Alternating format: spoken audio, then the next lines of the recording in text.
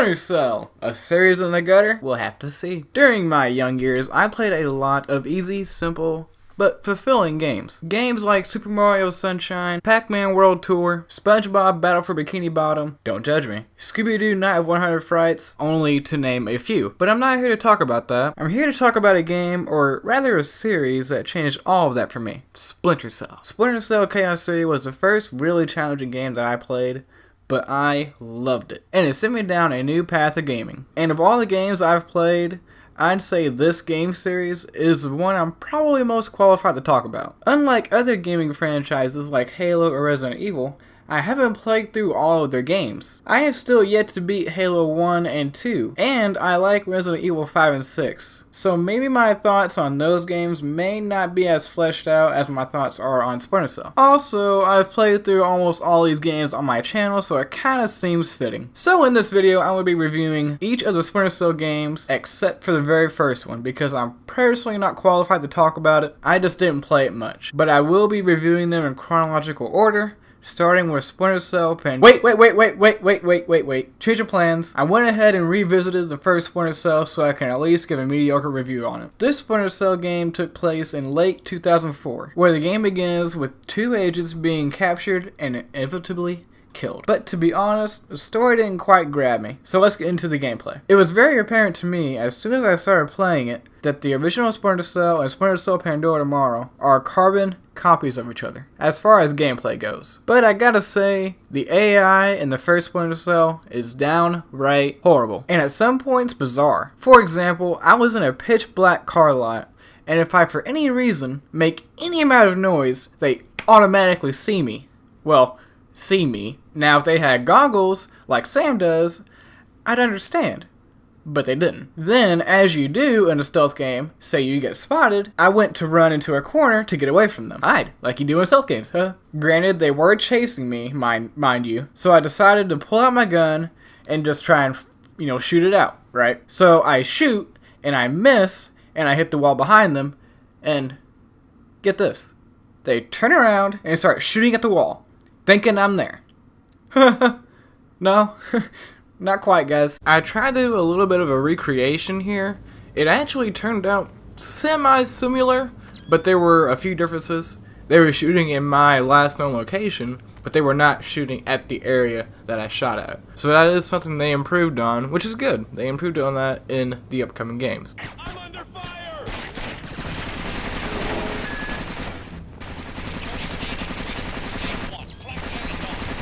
Alarm stage 1. Sam, don't be detected. Be careful. Stealth skills are crucial in this operation. Don't even get me started on the jump off the wall mechanic. They definitely made the right call in taking that out in upcoming games like Splinter Cell Pandora Tomorrow, where the split jump worked to perfection. Also, for some reason, we didn't have an option to whistle or lure the enemies to us. Now, there were cans you could throw to distract them, but there weren't always an abundance of those laying around, which is fair enough. Well, at least we can shoot a wall to get their attention. Overall, I feel like this is the weakest game in the series, but it's also the oldest, and it spawned my favorite game series of all time. So yeah, it gets a pass from me. I'm a little bit biased. If I were to recommend any of the Splinter Cell games to you, this one would unfortunately be towards the bottom of my list. Only play this game if you're a fan of the series beforehand, or it might put you off. Now let's move on to its bigger brother. Pandora Tomorrow. Early 2006, Sam is informed that there is a problem in East Timor. We have a problem in East Timor. And what kind of problem is it, Lambert? A big one. So what you're telling me is we have a terrorist killing civilians in a bank after ramming a truck to the front door?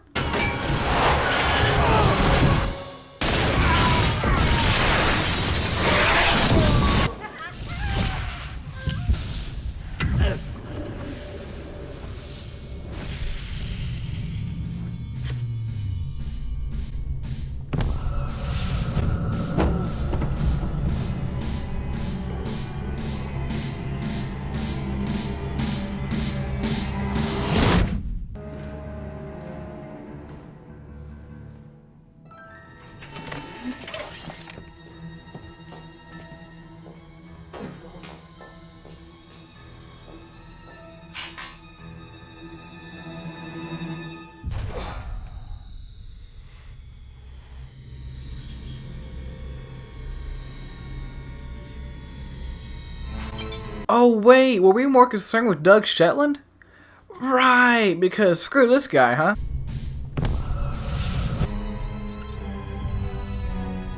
What is Douglas doing here? That's exactly what you have to find out, sir.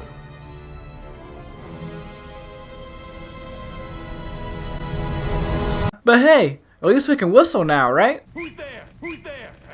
All jokes aside, this is a big step up from the first game, other than the hiding the body thing issue.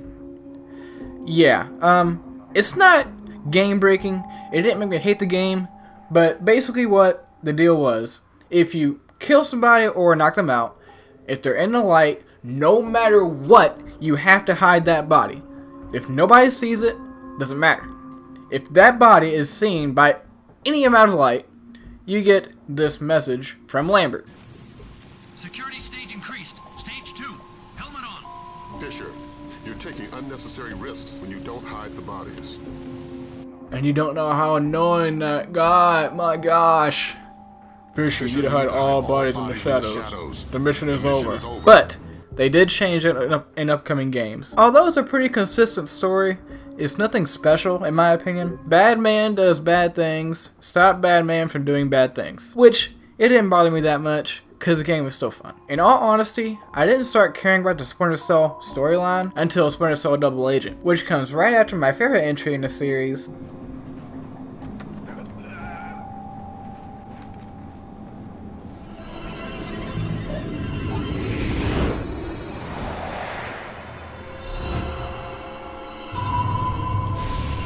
If you were building a stealth game from the ground up, it should look exactly like Chaos 30. They completely reskinned the series and for the better. When confronting cameras, instead of shoot, avoid, shoot, now your SCU pistol, which can produce a precisely channeled electromagnetic pulse, which can disable said camera.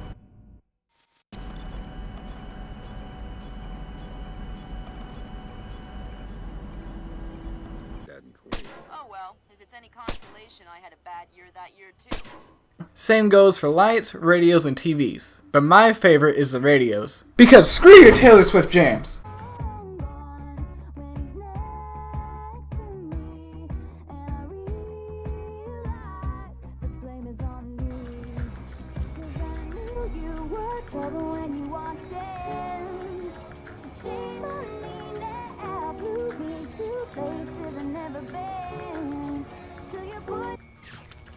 All this made much more efficient with the use of your multi-vision goggles, which can give you a nice white glow around anything producing electricity. Oh, did I mention Sam has a knife now? Like my new knife? Oh, God! I've been using it quite a bit. Is it still sharp? Real sharp. Maybe you better tell me something interesting before I get all distracted and slip.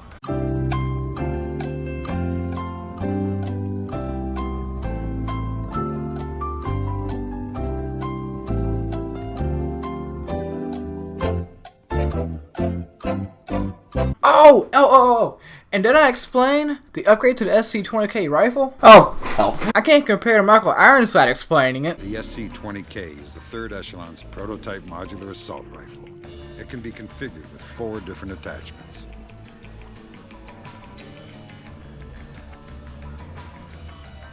The primary module is a 5.56 by 45 assault rifle in a bullpup configuration with a 1.5 times reflex sight and an integral silencer.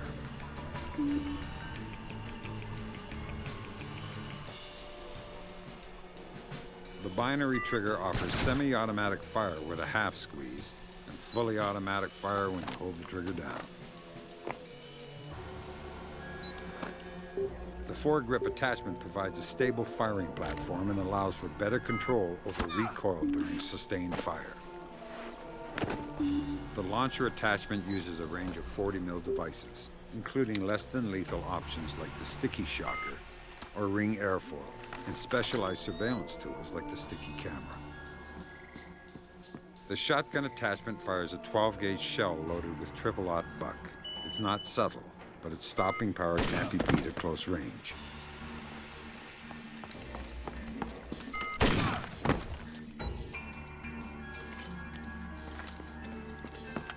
The The sniper attachment fires a 20mm anti-material APDS round. It can easily overpenetrate hardcover. Controlled breathing just before firing offers pinpoint accuracy.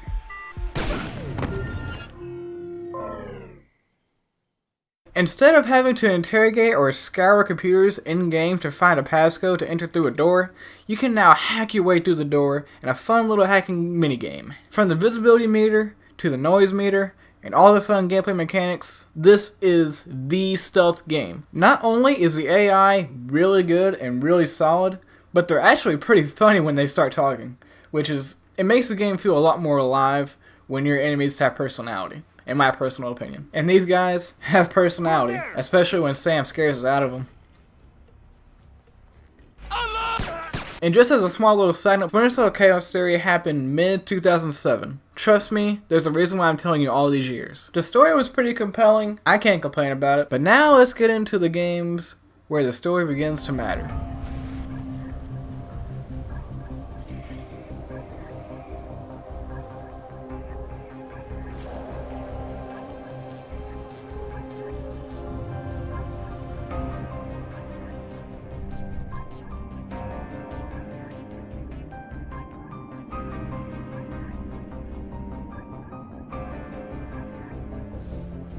Now this game opens a big can of worms, but not in a bad way. For this review, I will be looking at two different versions of Splinter Cell Double Agent. The original Xbox version and the 360 version. Both are very different in their own right, both in gameplay and in a way story-wise. Gameplay-wise, the original Xbox version is basically Chaos Theory copy and pasted, which I'm totally cool with. Same goes with the 360 version, but with a few new tricks and gadgets. And I liked how you unlocked your gadgets. You had to complete special objectives in certain missions to unlock them. As a little side note, I really like the updated goggles as a final unlock. Instead of the classic green night vision, you get a nice, clear, enhanced version, which I thought was pretty cool. A couple downsides to the 360 version are the JBA missions. I loved sneaking around in the Xbox version, and I felt like I could do more. With the 360 version, I just felt a little bit restricted and enjoyed it a little bit less. Except the time I ran into Enrica. Nothing is restricted on her. Hello! And as far as the timeline goes, the 360 version took place late 2007, and in the original Xbox version, it was early 2008. So pretty consistent. Another thing that was consistent with both games is Sam's daughter, Sarah, is dead. And that sends Sam over the edge. He does not care anymore. He will do whatever mission, whether it kills him or not, whether it involves killing innocent people, killing police, he don't care at all. Now this is where it gets a little bit fuzzy. In both games, there is a different enemy, per se, in the games. Through the original Xbox version, you had Agent Director Williams. Yes, that guy from Chaos Theory. He hounds you on all the things you did wrong prior to him calling you while you're on the run. Now, he does show up in the 360 version, but only at the very end, which is really bizarre. I don't know why they did that. It doesn't quite make sense, but Ubisoft will do what they do. And at the end of the original Xbox version, he tells you to make a choice. Lambert, I'm back in the restricted area. Lambert isn't here. Williams, what's going on? Where's Lambert? Lambert's been captured. Dufresne got him a few hours ago. What? What are you talking about? Come on, Fisher. He knew he was risking this back when he started posing as Emil's new weapons supplier. What do I do? You make a choice. You need Emil to trust you, right? That's the point of this whole operation. To gain his trust so he'll lead you to the Red Mercury. Well, you can seal Emil's trust forever. All you have to do is plant information confirming that Lambert is a government agent. Then everything suspicious in the last few weeks falls on him. Lambert takes the fall, and you're in the clear. Or you could plant information confirming Lambert's cover. That way he might be saved. But it doesn't really help the mission, does it? But in the 360 version, you're given the smoking gun. You have to kill Lambert. You have the power to kill Lambert or kill Jamie. And after Sam makes that decision, it sends him over the deep end. These two games are very solid entries to the franchise. And I don't quite see why people dislike it. Maybe they just want Sam to move faster. But oh wait, we'll get to that. Although the 360 version was a bit lazy with some mechanics, mainly the visibility meter. Oh wait, haha, there was none. There was green when nobody could see you, yellow when you're visible, and red when you're, you guessed it, spotted. But to the 360's credit, it does have some nice looking graphics. Except for this little tidbit, I'm not the biggest fan of Sam's face in this game, but that's a non sequitur, not really important. I mean, just comparing the Cozumel missions alone, you can tell that they put more time and effort into the graphics on the 360 version. I'm not saying that the original Xbox version looks ugly. It's just this one, the 360 looks polished.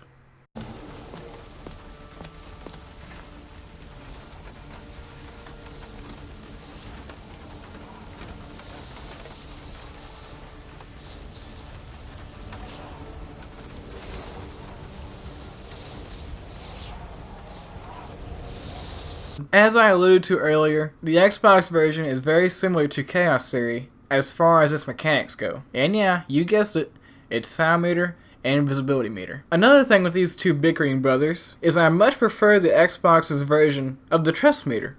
It felt like an actual tug of war between both the NSA, the good, and the GBA, the bad. The 360's version just kind of felt like it was there for the sake of being there. So which one is the one I'd recommend? Gameplay alone, the Xbox version. But if you want to know the full reason as to why Sam lost his shiz, then play both. Don't let the Xbox version slip under your radar.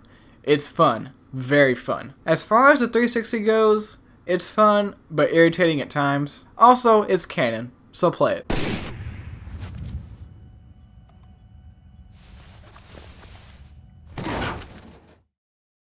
I killed Lambert. Yes, you did. You believed the mission required it, and you acted accordingly.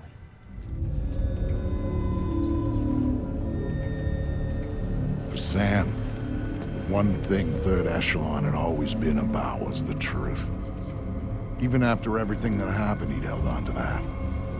But now he was coming back as the hunter, as the enemy, as the one thing he'd never thought he'd be. And the truth, it was waiting for him. Yes, you did. You required it, and you acted accordingly.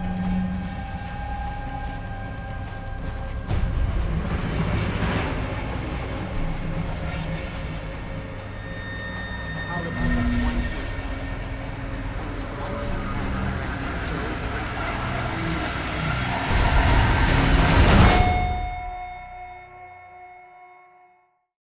Splinter Cell Conviction, a game blamed for Splinter Cell changing so drastically. But in my opinion, it made sense. Sam isn't the same man he was in 2007. He's ticked off and he doesn't give a flying fuck. It wouldn't make sense for him to be walking around like he does in Chaos Theory. But then again, it doesn't quite make sense for a guy who's getting older to be running around like he's in his early 20s. He's 50 freaking 4! It's 2011 and you're pushing 60, man! Sam, slow the heck down.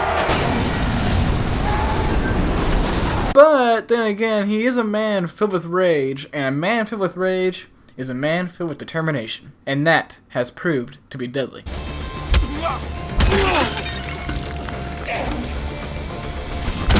I had an absolute blast with Conviction, but it seems like people just rag on it too much and don't quite understand why it plays the way it does.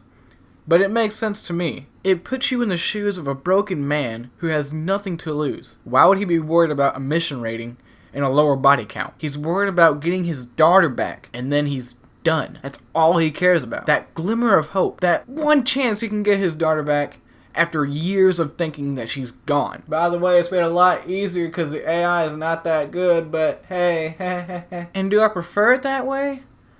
Not quite. I like my challenging AI, but Conviction is fun nonetheless. This is Sam's story, and he's gonna see it through. When I first played through it, I didn't quite understand why they put us 20 years behind in Mission 3, and I didn't really like that mission. Granted, I still don't love that mission, but it makes sense for you to understand where Sam came from. Like I said before, it's his story. Yes, in this game there is no noise meter or visibility meter, but there is a really cool Neuer effect whenever you go into a dark area and you're completely hidden. I really like it personally. You know what else I like? Beating the holy crap out of anybody I freaking see. You're not getting...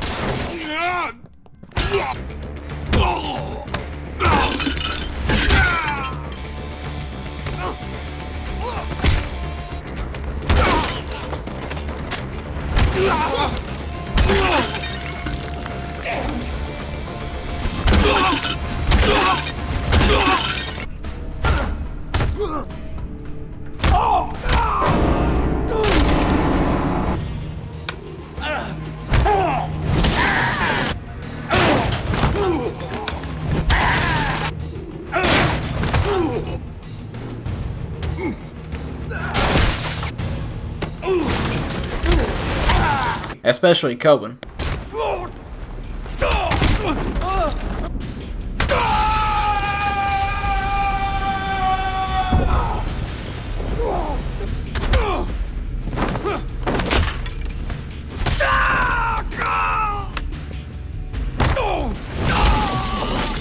Break another sink, Sam.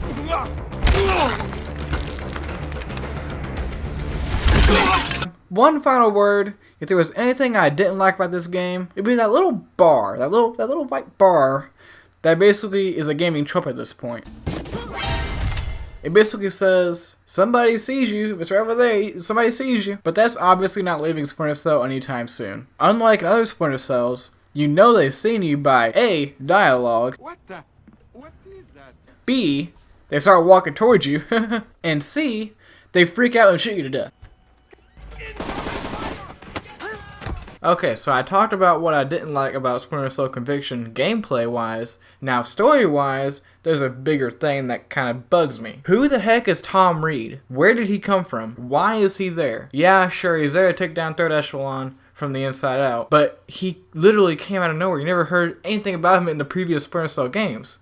And a series that kind of started to pride itself in its building of the story. They were building a story in Double Agent with Williams, but they completely disregarded it in Conviction. It just got canned. I didn't quite understand that. I thought it'd been really cool to have, you know, the guy that was coming after you in Splinter Cell Double Agent to be the guy that was really just trying to take down Third Echelon the entire time. But instead we get Tom Reed, and he's just kind of a character thrown in there just because. But whatever. I just kind of thought it was a missed opportunity there. It would kind of tie up all those loose ends. And granted, there ain't a lot of loose ends, I guess, but I just thought it would have been cool to tie in the guy from Chaos Theory, Double Agent, and have a final result in Conviction. So after all this, Sam gets his daughter back, shoots Tom Reed, or doesn't, and he moves on. He's done. So where do they go from here? Make him younger? Who are you? CIA? Why are we still here? Just to suffer. Every night, I can feel my leg, my arm, even my fingers. The body I've lost. The comrades I've lost. Won't stop hurting. It's like they're all still there. You feel it too, don't you? I'm gonna make him know what I got past. You here to save me? Oh boys, Splinter Cell Blacklist. A game loved by critics, and hated by the fans, and enjoyed by me. Now it would be all too easy to rag on Blacklist, but I'm not gonna do that because I have other things to harp on. Now, as you may have noticed, I told you all of the years this game takes place, aka the Splinter Cell timeline. Through the Splinter Cell franchise, Sam was always looked at as the old man, but could still kick your face in if he wanted to, and was always a joke between all of his co-workers. Power spike. The lobby. It looks like a laser grid just came online. Lasers. Lasers are so... 90s? I was gonna say 70s. Can you please stop making me feel old? Got bad news for you, Sam. You are old. You want to tell me what's going on, Lambert? Sorry, Fisher, but you're getting too old for this kind of work. Stop listening to Grimm. If you go by her definition of old, you'd need to issue diapers with every set of goggles. If I listen to you much longer, you'll be adult undergarments. That was cruel. In Conviction, he wasn't really pushed too much physically, so I could maybe see an older man doing the things he did. In Blacklist, he's supposed to be 55 or 56. I have never seen an old man move like that. But hey, I mean, this guy was trained by Third Echelon, so maybe I should give him a second chance or a pass there. But I didn't realize Sam had it in him all these years to move like Ezio from Assassin's Creed, but didn't feel like doing it until he was 56 years old. Now let's be fair, the gameplay is fun, and there are many different ways you can play through the game. Stealth, or all out guns blazing. Which, I mean, you could do that in all the other Splinter Cells as well, it's just in other games, it was a lot less forgiving. Done. The outer cage to the vault should be opening as we speak.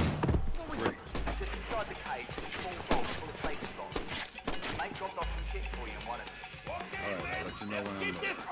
I'm serious, Sam. any alarms and you'll have the whole Panamanian army after you. Just put the weapons down and cover!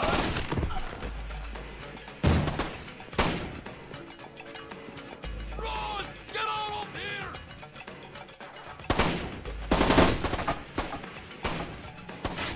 Make him pay! Back off!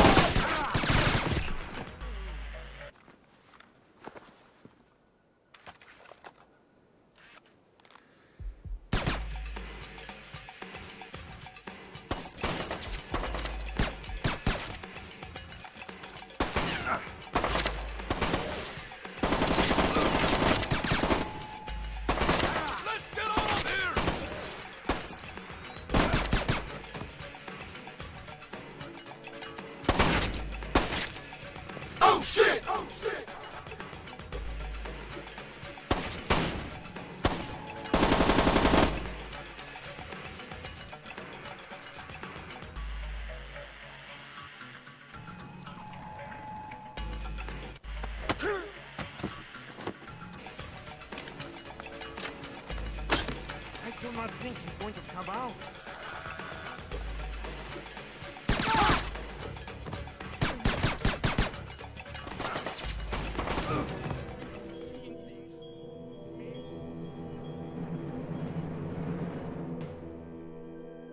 More alarms, more armor for your enemies, and your enemies were really alert. And I personally enjoyed that a lot more than what Blacklist offered. Overall, my thoughts on Blacklist, I personally feel like it's one of those games that lost itself in the shuffle trying to appeal to a larger audience, and it kind of lost its charm. And it kind of reminds me of what happened to Halo in a sense. Halo 3 was a nice first-person shooter, simple and to the point, but it did what it did good, and it did it right. And I'm not saying I dislike the newer Halos, I enjoy them, but it lost its charm that it had. And I feel like that happened to Splinter Cell in a sense. And I hate to see that. Now let's get into the elephant in the room. Michael Ironside. Back when Michael Ironside was working with Ubisoft and working on the Sam Fisher character, he did an interview, and I found it really interesting. Let's give it a watch, shall we? Sam Fisher's genesis from the beginning is I think he was a little more pro-gung-ho in the first game, the first two games.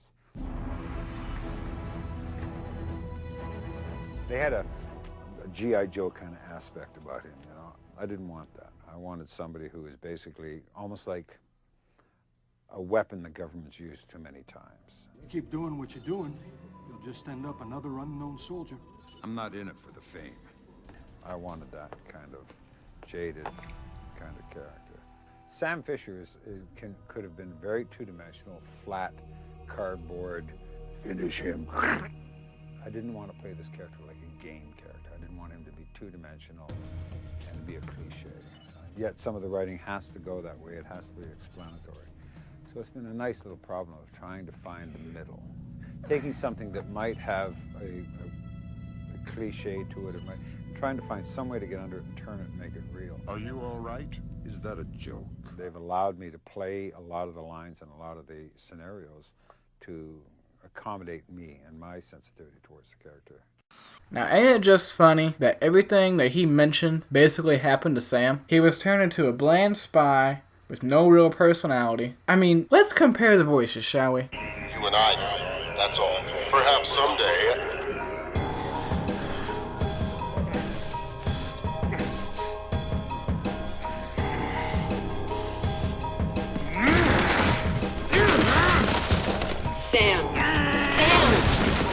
Sam, listen to me.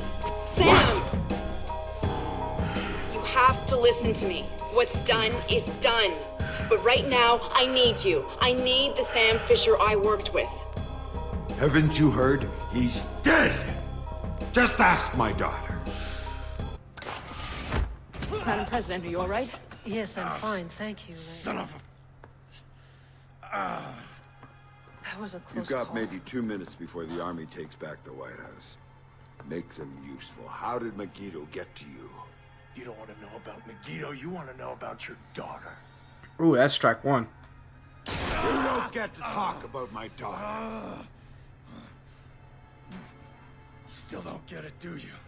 Sarah didn't matter. Threatening her was just a way to get to you. And leveraging you was a way to get to Third Echelon. And Third Echelon, that was a way to get what they wanted out of the White House. You're the mole. You're the one Lambert was worried about. Very good, Sam. You finally see. You son of a... You cost me 3 years of my life.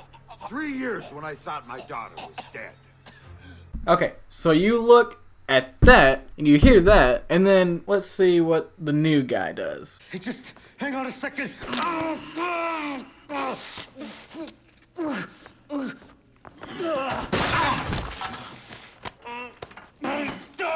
Stop! Oh, you asshole. I'm MI6.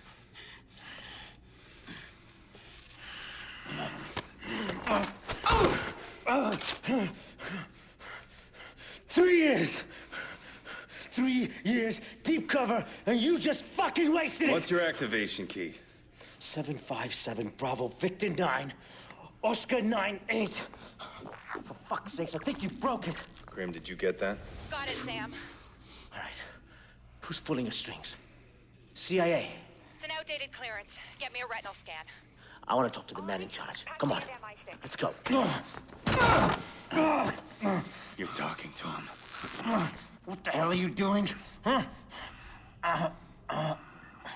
His name is Jadid Hidos.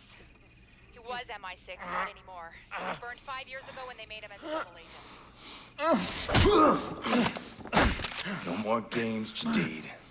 Blacklist. Talk. Oh, you goddamn Americans. Always playing cowboy. Quit stalling. You're too late. Sam, they're sending a large data transfer from the compound above you. What are you planning? Oh, we're past planning. We're on to execution.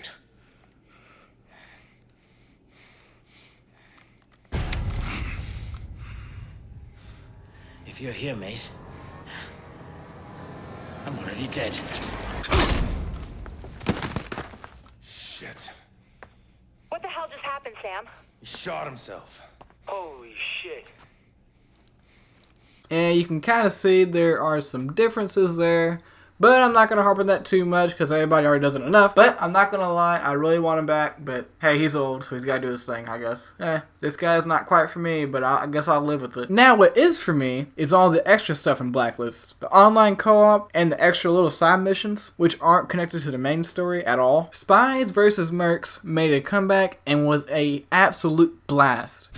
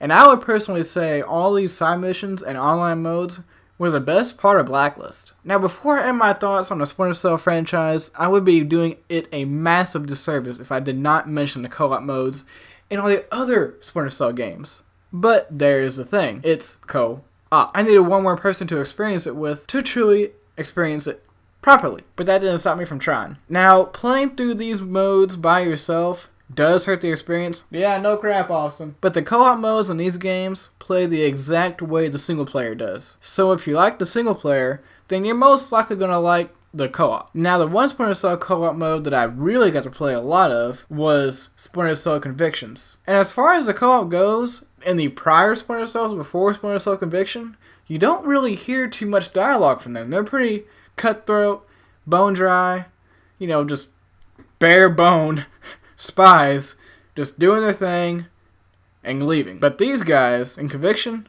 these guys ain't nice.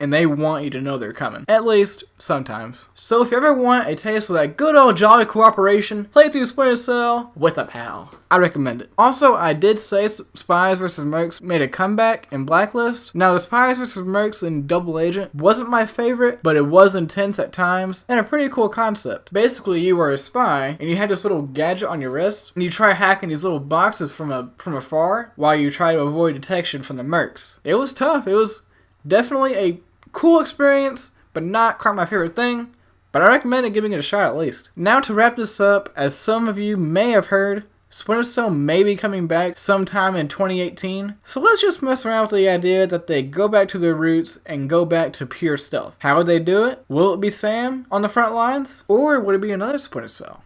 Did he say Fisher? Must be his call sign. You think there are other Splinter Cells? Nah, we're the first. Cut the chit-chat, you two. Let me walk you through. At the end of Conviction, Sam was given an option to kill Tom Reed or spare him. Listen to this dialogue after Sam decides to spare his life.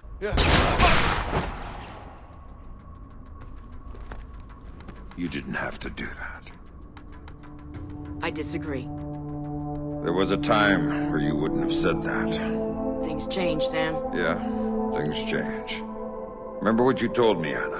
When this was over, everybody walks. I'm walking. You can't. There's too much left to do. Ask Lambert. I've done too much already. Sam, please. I don't know who else I can trust. Trust? Funny you should say that. Goodbye, Grim.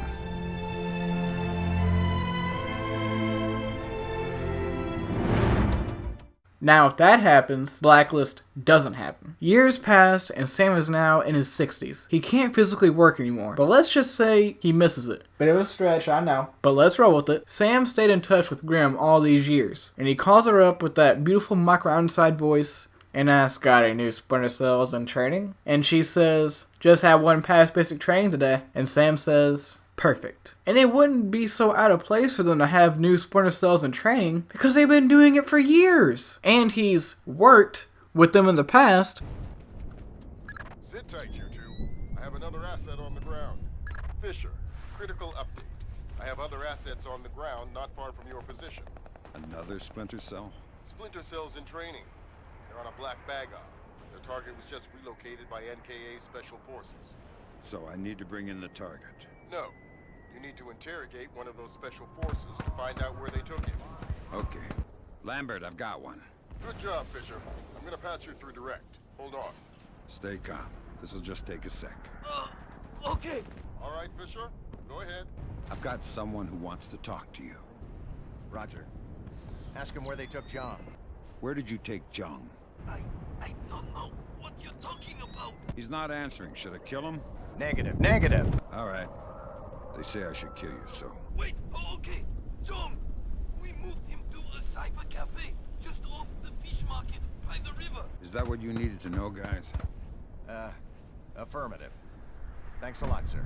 We owe you one. Welcome to the team.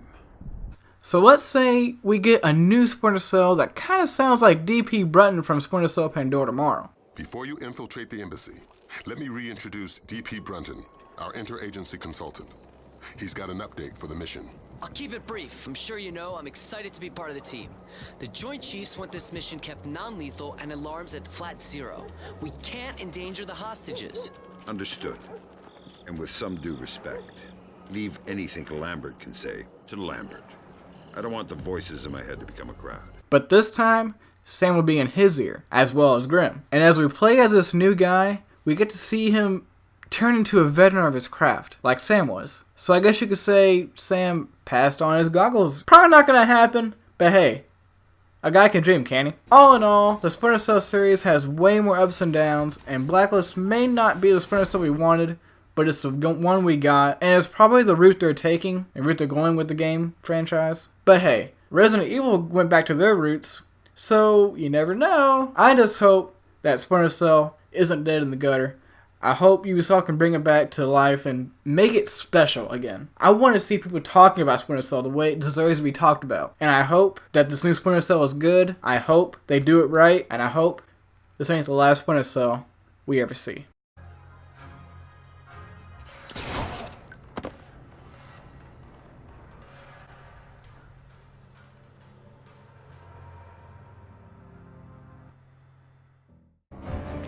never be the same again.